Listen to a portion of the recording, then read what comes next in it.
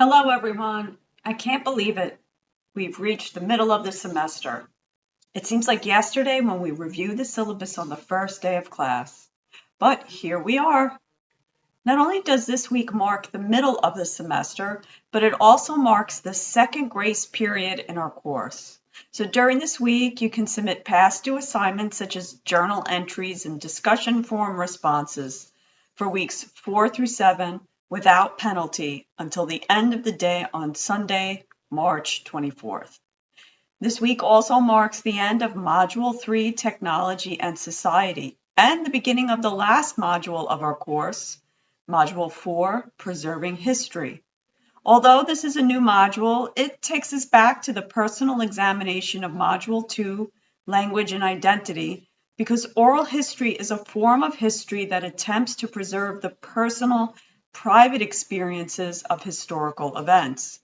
So in a sense, the course modules have moved from the inner, the personal account of your relationship with language, to the outer, your persuasive argumentative essay on a social, cultural issue. And now the last module of our course will blend both the inner and outer, the personal and objective, the micro and macro perspectives of history with an oral history project. With that said, all the work from weeks 8 to 14 will focus on the big project of our course, the oral history project. Since the project is lengthy, the instructions are rather long and are contained in a separate folder in the new formal essays and projects assignment folder. Take your time and read part 1 and part 2 of the project at your own pace. You may also watch the video where I review parts 1 and 2. The instructions and video for part 3 will be made available to you later. And please post any questions you may have about the project in the class questions forum. Before I address the work of this week, I want to inform you that the persuasive argumentative essay will now be due by the end of the day on Friday, March 22nd, instead of Wednesday, March 20th. If you have difficulty submitting your essay to the Turnitin link in the Week 8 folder, send me a Word or Google Doc or PDF attachment of your essay, and I'll submit it for you. To begin the oral history project, you will complete Journal Entry 7, Introduction to Oral History. So to complete this journal entry, follow these steps. Step 1, review the oral history project instructions for parts 1 and 2 and the video. Step 2, view the Oral History Center's video, What is Oral History? 3 minutes and 43 seconds.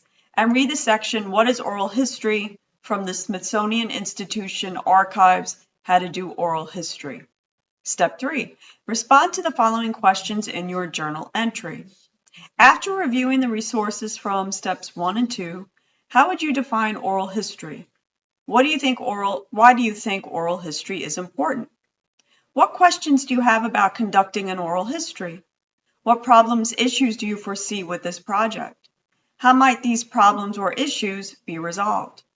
Write about your first choice interview and why you would like to interview this person. Also discuss what you think will be hard about this interview and the steps you can take to make it easier. Write about your second choice interview. Discuss why you would like to interview this person, what you think will be hard about the interview, and the steps you can take to make it easier. And discuss your goals for this project. What would you like to accomplish? What would you like to learn more about? For instance, do you want to learn more about the effect of technology on the workforce during the pandemic? Or would you like to learn more about the effect of online learning on adults during the pandemic? Based on your goals and what you would like to learn more about, who do you think would be the best person to interview, your first or a second choice? This journal entry is due by the end of the day on March 20th. As you can see, there will be no discussion forum for this week so that you can focus on completing the final draft of your persuasive essay. If you have any questions or concerns, don't hesitate to contact me. You can also stop by during the virtual office hours on Monday, Tuesday, and Wednesday from 12 to 1 p.m. Have a great week. Bye for now.